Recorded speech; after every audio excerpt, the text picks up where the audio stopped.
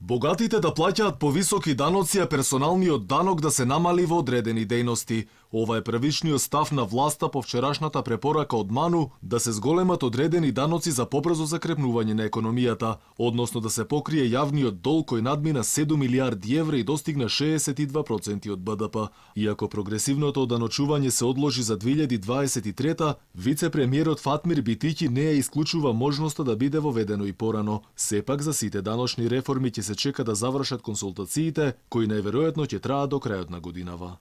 Ако даночната реформа значи воведување на прогресивното даночување, ја велам, зошто да не?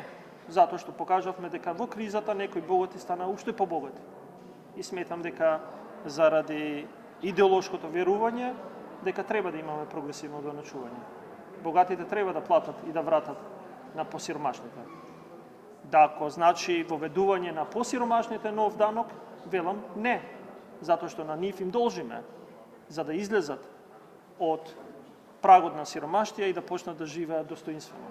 Но ние кажавме пред 2 години дека ќе разговараме, дека се менува пристапот на креирање на политики, дека секоја една политика ќе се води низ консултативен процес. Во меѓувреме, поранешната заменик министерка за финансии реагираше дека македонската економија е во катастрофална состојба, поради, како што рече, неспособната власт. Реагира дека наместо раст се бележат падови во услови кога власта трошела нерационално, што сега довело до покачување на даноците каде оштетени ќе бидат граѓаните. Кај данокот на имот пак, додава Битиќи, имало предлог да се остане на истиот процент како на данокот на имот, но да се оданочи тоа што не се користи и влегува во луксус како што се втор, трет па и четврт стан. За евентуалното воведување пак на данокот за животна средина, Битиќи посочи дека не е нешто што не се случувало и во минатото. Ние имавме еден таков данок во 2001 воведен, го плаќа сите, се укина после одредено време.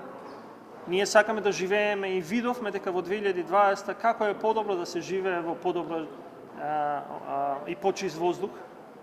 Ние продолжуваме да инвестираме поприлично многу во енергетика, сакаме да живееме со скандинавски стандарди од аспект на животна околина. Можеби воведувањето на данок за животна средина може да биде еден сегмент кој што ќе помогне на сите нас.